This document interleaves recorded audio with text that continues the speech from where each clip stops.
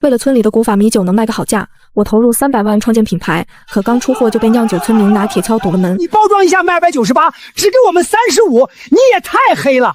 今天不对半分，你的车别想出村。面对这群白眼狼，我转头将厂建在隔壁村。半年后，我的新品牌畅销全国，隔壁村跟着我干的农户，家家开上了小汽车，而老家九湖村的古法米酒彻底滞销，失去了唯一的收入来源。所有人跪在我酒庄外，磕头求我收了他们米酒。我当着他们的面说：“不好意思，我的牌子不沾垃圾。”吴德才跪在最前面，老泪纵横，膝盖磕得咚咚响。可我低头看着他的脸，眼前浮现的却是半年前他拿铁锹拍我车门时的那副嘴脸。那天吴德才的唾沫几乎喷到了我的镜片上，他粗暴地把手机屏幕对到我脸上。视频里，他那个在城里当街溜子的儿子，正指着省城高端私厨酒柜上的一瓶包装极简、泛着琥珀色泽的米酒大喊：“爸，你看清楚没？咱们村8块钱一壶的破米酒，人家换个瓶子卖298，你酿一辈子酒，不如人家卖一瓶种的多。”身后12个酿酒世家的当家人拿着铁锹和扁担，把我的无菌恒温车间大门堵得水泄不通。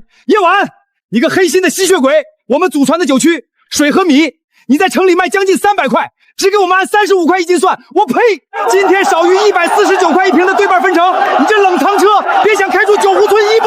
各位，必须55分，资本家滚出我们村，把钱吐出来！面对一张张因极度贪婪而扭曲充血的脸，我伸手扶了扶金丝眼镜，心里只觉得一阵可笑。35块一斤的收购价是我给他们开出的保底天价。要知道，以前他们自己挑着担子去镇上集市卖，折算下来连5块钱一斤都卖不到。为了把这泥腿子米酒做成高端品牌，我辞去了茅台镇酒企品牌总监的职位，砸了整整300万，60万改造恒温发酵窖池，120万引进无菌冷灌装线，还有80万用来请顶级设计师做文化 IP 开非遗宣传片，更别提省城那些精品酒吧高昂的进场费和长达6个月的资金流转周期。他们只看到了终端零售价的298元，却理所当然地抹杀了这背后庞大的商业运作和隐性成本。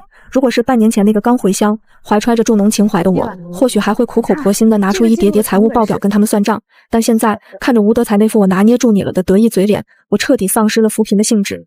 吴师傅，你的意思是，这合同不作数了？以后这酒你们自己卖，是吗？哼，少废话！要么今天把合同改了，以后卖一瓶分我们一半；要么这老灶池里的酒，我宁可让它发酸发臭，倒进沟里喂猪，也绝不给你这个外人赚1分钱差价。行。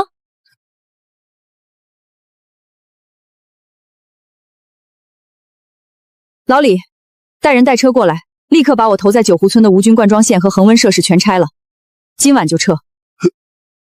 吴师傅，既然你们觉得这钱这么好赚，那这泼天的富贵我就不抢了，市场留给你们自己去闯。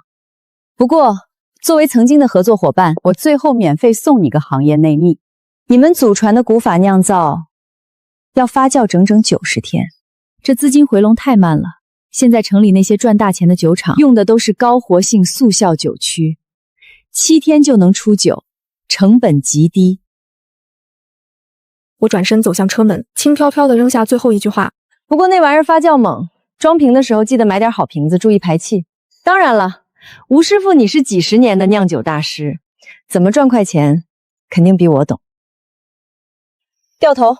后视镜里，吴德才不仅没有阻拦，反而和几个村民激动地凑在一起，似乎已经开始盘算7天出酒暴富的美梦了。他们根本不知道，在酿酒这个极其讲究微生物平衡的行业里，无知加上贪婪，不仅会毁了百年基业，更会酿出足以让他们倾家荡产的灾难。而我已经把目光投向了隔壁那座穷得叮当响，却守着极品紫糯米和高山泉水的大山深处，那里的非遗传承人正在等一个破茧成蝶的机会。当晚，4辆重型卡车开进九湖村，刺眼的远光灯把半个村子照得通亮。我站在冷风中，看着工人们熟练地拆卸价值过100万的无菌冷灌装线和恒温温控面板。不远处的墙根下，吴德才和几个村民正蹲在那里抽着旱烟，眼神里透着几分得意和不屑，仿佛在看一个灰溜溜滚蛋的失败者。叶老板，真全拆啊？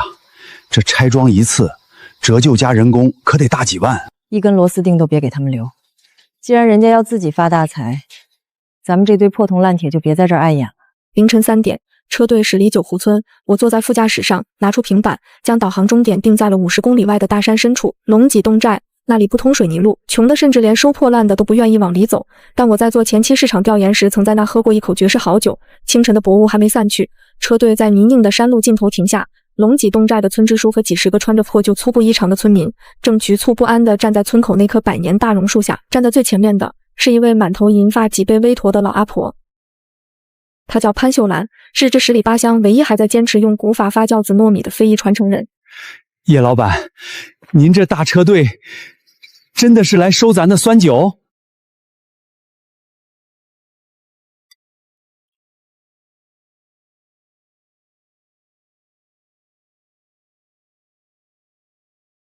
潘秀兰，你的酒底子是极品。我今天来不仅是为了收酒，更是要在这里建厂。你们的紫糯米，我按市场价的3倍收，酿出的原浆，每斤我给40块的保底加分红。40块？我们挑到镇上卖8块钱都没人要。但是，我夜晚做生意，规矩比天大。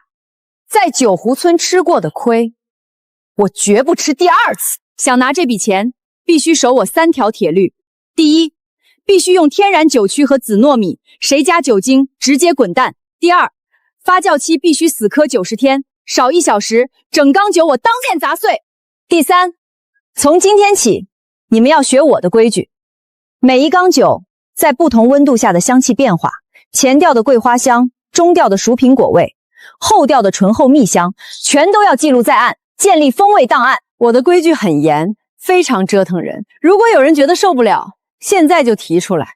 一旦签了合同，谁敢坏我的招牌，我不仅让他倾家荡产，还要让他在这行彻底身败名裂。面对我堪称苛刻的要求，潘阿婆不仅没有退缩，那双浑浊的眼睛里反而爆发出前所未有的亮光。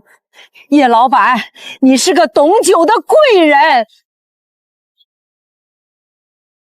龙脊寨的子孙们听好了，人家叶老板是来救咱们命的，谁敢为了几块黑心钱坏祖宗规矩，砸叶老板招牌，我潘秀郎第一个把他开除族谱。那天上午，在龙脊寨破旧的祖宗祠堂里，几十个汉子和妇女跪在蒲团上，咬破手指，按下了血手印。看着那一张张虽然贫穷却充满敬畏和感恩的脸，我紧绷的神经终于放松下来，推了推金丝眼镜，嘴角勾起一抹笑意。商业的本质是契约，而极致的契约往往诞生于对规则的敬畏之中。九湖村不要的泼天富贵，我反手送给了他们最看不起的穷邻居。就在我在龙脊洞寨热火朝天的调试无菌灌装线，建立风味轮盘数据库的时候，快点，快点！这可是我托人从外省买来的高活性速效酒曲。夜晚那个傻女人临走前露了底，这玩意儿7天就能出酒，咱们马上就要发大财啦！老吴，这瓶子是不是太薄了点儿？夜晚走的时候不是说速效酒曲发酵猛，装瓶要注意排气，得用好瓶子吗？妇道人家懂个屁！夜晚呢就是嫉妒咱们能赚快钱，故意吓唬咱们，想骗咱们去买那种几块钱一个的厚玻璃瓶，增加成本。我买的这瓶子批发价才2毛5一个，贴上个红纸打印的百年古法标签，谁能看出来？咱们这叫互联网思维，主打下沉市场。不到10天，九湖村的第一批速酿米酒出炉了，没有了百年老窖池的低温慢发酵，也没有了草本酒曲的岁月沉淀，这批只用了7天就催熟的酒，液体浑浊，口感寡淡，甚至带着一股刺鼻的工业酒精味。但吴德才根本不在乎，找人在拼夕夕上开了个店，打出了一个极其吸睛的标题：破产清仓非遗大师百年古法纯粮米酒，19块9，2瓶包邮。极低的价格加上百年古法的噱头，瞬间戳中了下沉市场爱贪小便宜的心理，订单像雪花一样飞来，短短几天就卖出了上万单。老吴，真有你的，咱们一天赚的比过去1年都多。夜晚那个蠢女人花几百万搞什么无菌车间，还不如咱们2毛5的瓶子好使。等咱们赚够了钱，也去省城买大别墅。整个九湖村陷入了狂欢，家家户户都在加班加点的熬煮糯米，疯狂地往里倒速效酒曲。他们甚至连最基本的沉淀过滤都不做，直接把还在冒着气泡、有剧烈反应的半成品酒液强行灌入那些劣质的薄玻璃瓶里，拧紧塑料盖，就打包发往全国各地。他们沉浸在暴富的幻觉中，完全没有意识到，他们亲手制造的根本不是酒。半个月后，省城最高端的云端私厨会所内，水晶吊灯洒下柔和的光晕，悠扬的大提琴声在空气中流淌。我穿着一身剪裁得体的黑色丝绒高定礼服，长桌两侧坐着省城商界最有头有脸的10几位大佬，以及几家大型航空公司的采购总监。叶总，我们今天可是推了几个亿的局，专门来尝尝你说的东方液体琥珀。要是这米酒压不住这桌顶级的黑松露鲍鱼，我们可是要罚你酒的。我微微一笑，打了个响指，穿着燕尾服的侍者推着冰车缓缓走来。冰块中央静静地躺着几瓶极简磨砂黑瓶包装的冻香子糯酿，没有俗气的红纸标签，只有瓶颈处用金线系着的一张手工古法宣纸，上面印着潘阿婆满是沧桑的侧脸。各位老总，好酒不仅要品，更要醒。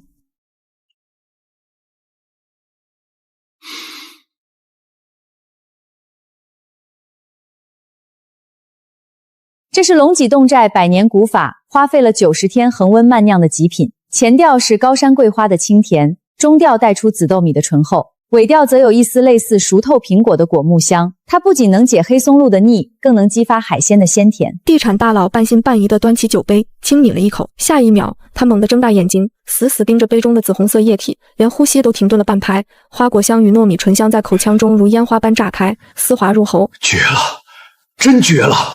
我喝了半辈子茅台和罗曼尼康帝，从没喝过层次这么丰富的米酒。叶总，这酒你们有多少？我要全包了。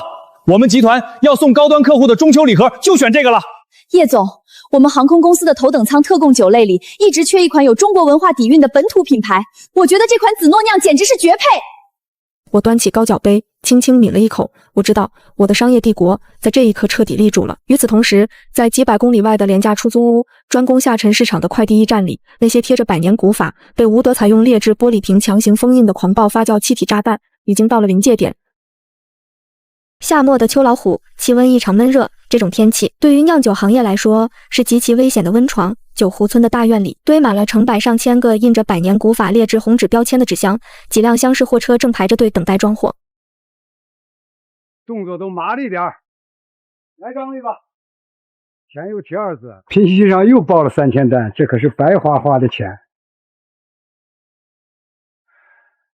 看到没？夜晚那个蠢女人花几百万买什么无菌设备、恒温窖池，纯粹是脑子进水。咱们用2毛5的瓶子，加上7天速效酒曲，这成本连1块钱都不到，卖19块92瓶，利润比抢银行还高。老吴，我怎么觉得这批酒有点不对劲儿啊？原本透明的薄玻璃瓶里，浑浊的酒液正在疯狂地冒着细密的气泡。有什么不对劲儿的？这叫活性，说明咱们的酒曲好，酒有劲儿。吴德才一把夺过酒瓶，粗暴地塞进纸箱，用胶带死死封住。高活性速效酒曲确实能将发酵时间从90天缩短到7天，但这种工业酒曲极其狂暴，如果没有专业的灭活工艺和低温冷藏环境，酒液在装瓶后依然会继续进行剧烈的2次发酵，产生大量的二氧化碳气体。而在30多度的高温车厢里长途颠簸，这些薄如蝉翼、毫无抗压能力的劣质玻璃瓶，就像是一个个被不断充气的气球，正在逼近物理承受的极限。灾难即将爆发。中原某县城郊区，老李家正在给儿子办喜事。为了省钱，老李没有买几十块钱一瓶的白酒，而是在拼夕夕上刷到了九湖村的百年古法米酒。看着评论区吴德才刷的单一色好评，加上19.92瓶的极限低价，老李一口气买了100瓶。中午12点，烈日当空，婚宴大棚里闷热的像个蒸笼，100个薄玻璃瓶被随意的摆在每一桌的塑料桌布上。经过几天的长途运输和高温发酵，瓶子里的压力已经达到了恐怖的地步，不少瓶盖甚至已经出现了细微的裂纹。主桌上，老李红光满面的站起身，拿起一瓶米酒。亲家，这可是网上卖的最火的非遗古法米酒，听说城里人花几百块都买不到呢。咱们今天敞开喝。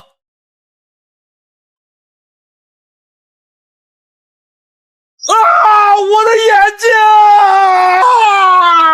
一块2厘米长的尖锐玻璃碎片深深地扎进了他的右眼眶。坐在他对面的亲家公也没能幸免，脸颊被飞溅的玻璃划出一条深可见骨的血口子，半只耳朵都被削掉了一块。整个婚宴大棚瞬间陷入了死一般的寂静，紧接着是如同人间炼狱般的尖叫和混乱。但这仅仅是个开始，主桌的爆炸仿佛是一个极其恐怖的信号。在接下来的短短10斤的内，大棚里其他桌子上的米酒受到声波震动和高温的双重刺激，开始接二连三地发生讯爆，爆炸声此起彼伏。整个婚宴现场下起了一场混合着劣质酒精味和玻璃碎片的血雨。原本喜庆的婚宴瞬间变成了血肉模糊的灾难现场。面包车的鸣笛声划破了县城的天空，呼啸着冲向县医院。而这仅仅是九湖村发出的几万单快递中的一个缩影。在接下来的48小时内，全国各地如同引爆了连环地雷，有的是在快递驿站，快递员刚搬起纸箱，箱子就在怀里炸开，割断了手腕的动脉；有的是在闷热的出租屋里，平底直接炸飞，碎片深深扎进大腿；还有的甚至只是静静地放在厨房的灶台边，受热后突然自爆，把正在做饭的老人吓出心脏病。拼夕夕平台上，九湖村那家名为百年古法的店铺后台彻底炸了，原本满屏的刷单好评，瞬间被成千上万条的恶评淹没。这根本不是酒，这是炸弹！我老公的脸被炸毁容了，我要你们偿命！工业酒精兑水，喝了一口胃穿孔，还在重症监护室。无良商家退钱赔医药费，我已经报警了。退款率在短短半天内飙升到了惊人的98%。平台系统检测到异常，触发了最高级别的风控机制，直接冻结了店铺账户里还没来得及提现的货款。当吴德才还在村口的大树下跟村民们规划着明年去省城买房的宏伟蓝图时，10几辆黑色轿车以雷霆万钧之势冲进了九湖村。全副武装穿着黑色衬衫的执法人员跳下车，迅速拉起了黄色的警戒线。老吴是谁？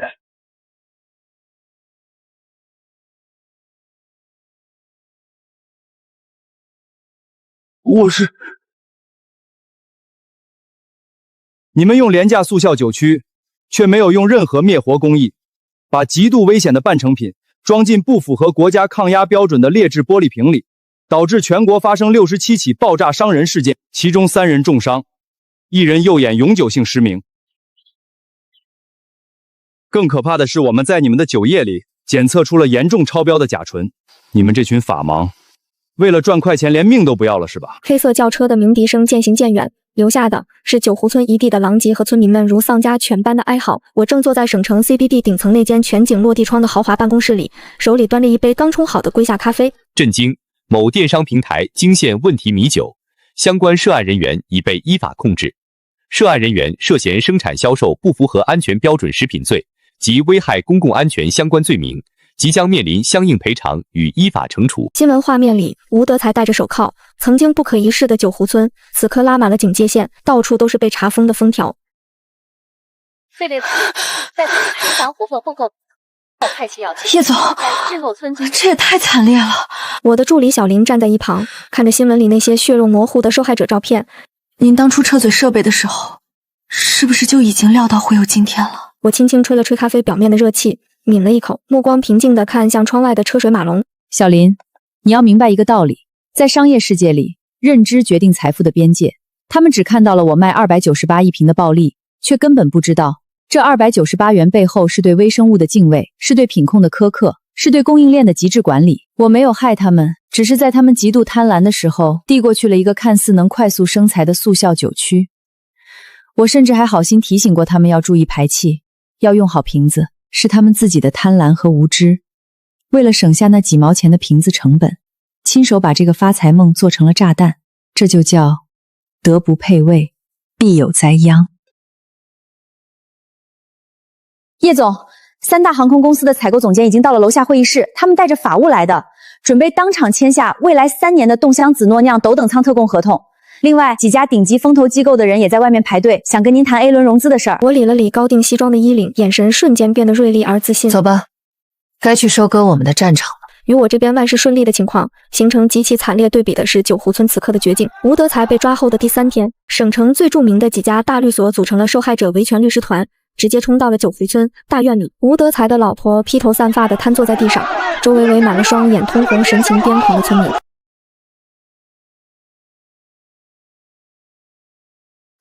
各位村民，吵闹解决不了问题。根据我们初步统计，全国共有67名受害，其中重伤3人的后续治疗费、整容费以及精神损失费，加上其他轻伤者的赔偿，总金额已经超过了1200万。1200万！我们就是跟着老吴干了几天苦力，赚了几千块钱，这钱凭什么让我们赔？因为你们是共同生产经营者，你们每家每户都在家里熬米加酒曲装瓶，你们就是造假窝点的一环。如果拿不出这笔赔偿金，法院将依法强制拍卖你们名下的所有资产，包括你们的房子、土地，而且你们每个人都将面临3年以下的实刑。这句话彻底击碎了九湖村所有人最后的心理防线。男人们则像疯了一样冲进吴德才家，开始疯狂地打砸抢，试图拿走任何值钱的东西来弥补自己的损失。电视机和冰箱，甚至连院子里的几只老母鸡都被抢劫一空。人性在破产和牢狱之灾面前，展现出了最丑陋和原始的恶。但九湖村的底牌真的全输光了吗？不，他们还有最后的一丝幻想。那口祖传的曾经被他们视若神明的百年老窖池。对，我们还有老窖池，那口窖池里的窖泥是几代人养出来的宝贝。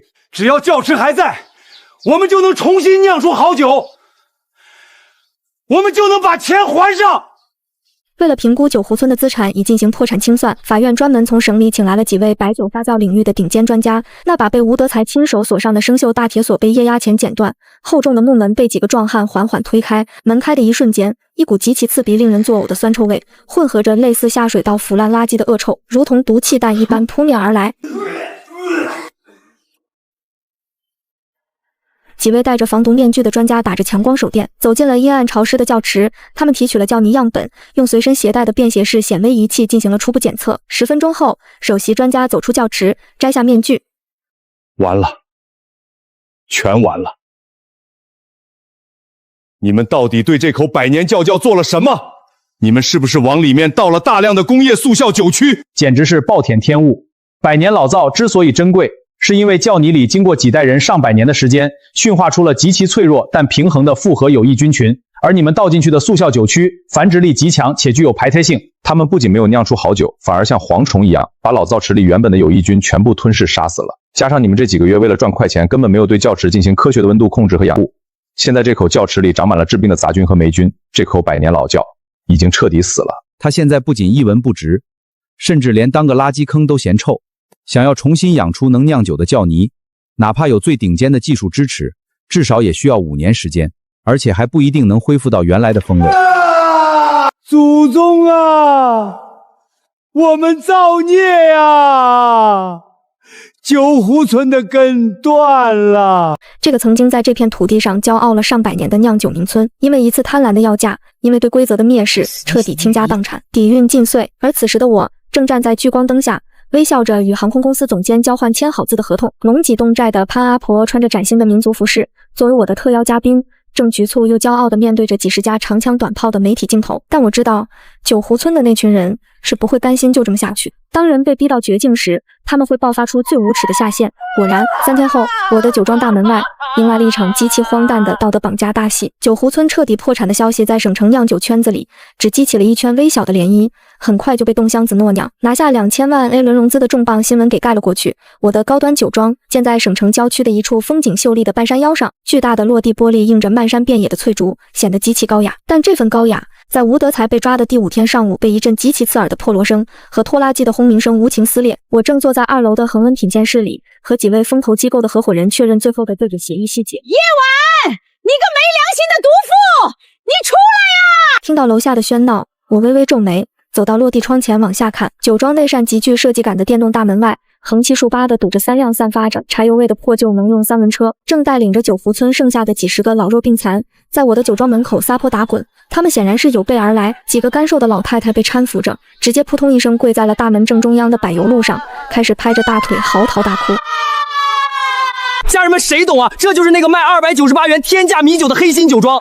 他们为了垄断市场，把同行村子逼得倾家荡产，现在全村的老人都来下跪求饶了。这老板连面都不露，资本真的太冷血了。大家动动发财的小手，点个关注，咱们今天必须给弱势群体讨个公道。这套1哭2闹3上吊，外加利用网络舆论进行道德绑架的组合拳，确实极具煽动性。不知内情的路人和几辆原本打算进酒庄考察的客户豪车，都被堵在路边，指指点点。叶总，这需要我报警把他们强行驱蛊吗？他们这完全是无赖行径，会严重影响我们今天下午的媒体签约仪式。报警？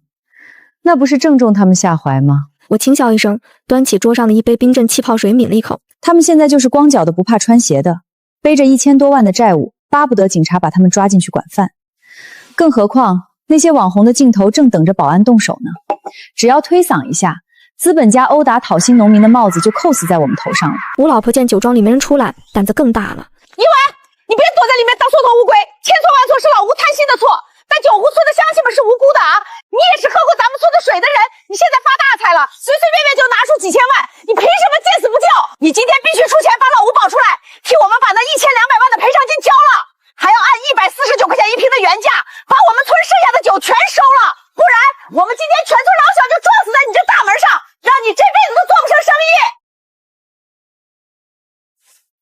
什么叫你顺利了就必须帮我们分担？什么叫按原价收这批有问题的酒？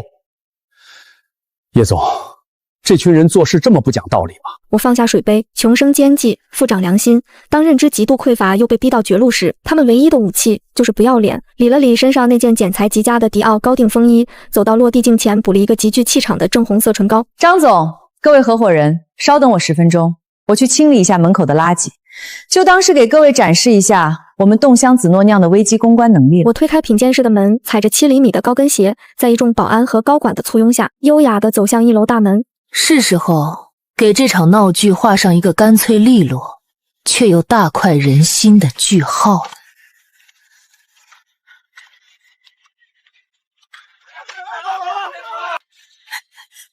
叶晚，你终于敢出来了！你这个毒妇！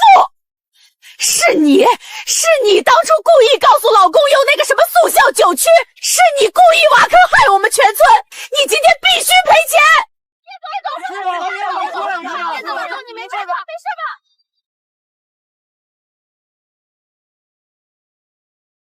吴家嫂子，饭可以乱吃，话可不能乱讲。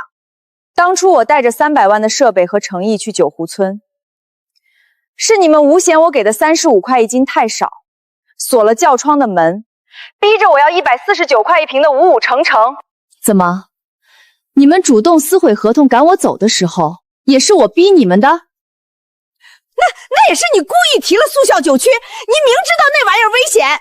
哦，我提了速效酒曲，难道没提醒你们装瓶要注意排气？没提醒你们要用耐压玻璃瓶？你们为了赚那点丧尽天良的黑心钱，把酒做成了炸弹，炸瞎了别人的眼睛，现在居然有脸跑到我这里来，让我替你们买单。我操！原来他们就是新闻里那个造炸弹酒的无良商家呀！把人眼睛都炸瞎了，还敢来道德绑架，真不要脸！刚才那个主播呢？你不是说他们是弱势群体吗？你给毒酒洗地啊！那几个小网红见势不妙，灰溜溜的挤出人群跑了。吴老婆见舆论彻底反转，彻底慌了。她知道硬的不行，立刻双膝一软，又跪了下去，开始疯狂地磕头，额头砸在柏油路上，砰砰作响。叶老板，叶大善人，千错万错都是我们的错，求求你看在咱们曾经合作过的份上，拉我们一把吧！只要你出钱把那1200万赔了，我们九湖村那口百年老窖池以后就归你了，那可是无价之宝啊！百年老窖池，听到这5个字，我像是听到了什么极其好笑的笑话，忍不住轻声笑了出来。我踩着高跟鞋，缓缓走到吴老婆面前，居高临下的俯视着她，眼神中充满了无尽的怜悯和极致的蔑视。吴家嫂子，看来你到现在还不知道，你们九湖村已经彻底完了。昨天省里专家的鉴定报告已经出来了，因为你们疯狂乱倒工业酒区，又几个月不科学打理，你们那口引以为傲的百年老糟里面的核心有益公菌已经被杂菌彻底吞噬了，现在那里面只是一坑散发着恶臭的烂泥。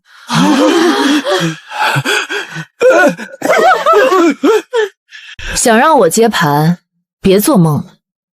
你们的老窖已经发臭，神仙难救。重新养护至少需要5年，更致命的是，九湖村这3个字，因为你们的贪婪，现在在全国人民眼里就等于毒酒，等于炸弹。我的洞香紫诺酿是用真金白银、顶级品控和契约精神砸出来的高端品牌，是各大航空公司头等舱的特供，沾上你们的名字，等于品牌自杀。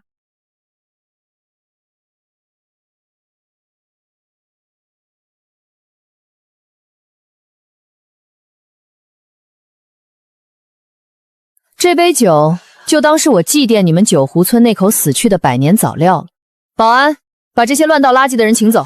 如果他们敢反抗，直接报警，告他们寻衅滋事，影响我2000万的融资签约。是，叶总。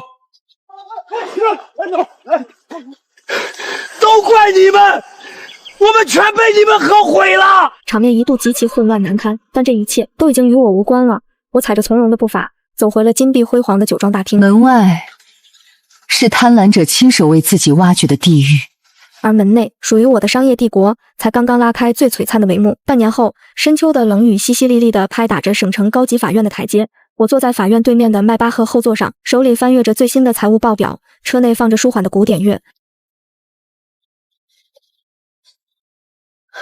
叶总，判决结果出来了，老吴因相关违规行为数罪并罚，被判了长期处罚，个人相关财产也被处置。其他人呢？九湖村参与造假的12个酿酒世家全部被判定为共同侵权人，承担1200多万的连带赔偿。因为拿不出钱，法院今天启动了强制执行。您看今天的晚报头版。照片上，九湖村曾经最气派的大院已经被贴满了白色的封条，村民们的自建房、拖拉机，甚至连家里值钱的红木家具，全都被贴上了法院的法拍标签。吴德才的老婆一夜白头，正抱着一个破旧的蛇皮袋，被法警从查封的房子里驱赶出来。他坐在泥泞的雨地里嚎啕大哭，而那些曾经跟着吴德才一起做着暴富美梦的村民，此刻正像仇人一样互相推搡谩骂，甚至有人在法庭外大打出手。那口百年老窖池呢？别提了，法院本来想把那口窖池当做资产拍卖，结果几家白酒企业派人去实地看了一眼，全都被熏吐了。里面的杂菌繁殖的太厉害，不仅窖泥彻底废了，还污染了周围的地下水。最后怎么处理的？环保局下了死命令，因为存在严重的生物污染隐患，当地镇政府直接调了2辆水泥罐车，倒了几十吨石碑石灰和水泥进去，把那口百年老窖彻底填平封死了。现在九湖村连个9字都沾不上了。曾经，他们手里握着足以让他们世世代代衣食无忧的极品底牌，只要他们肯守规矩，肯尊重商业契约，那300万的设备和我的渠道，足以把他们捧上神坛。但贪婪和无知蒙蔽了他们的双眼，他们妄图用2毛5的劣质酒瓶去封印狂暴的化学气体，妄图用7天的速成去挑战90天的岁月沉淀。在这个残酷的商业世界里，所有命运溃挡的礼物早就暗中通过认知标好了价格，他们德不配位。开车吧，去机场。潘阿奶他们应该快到了。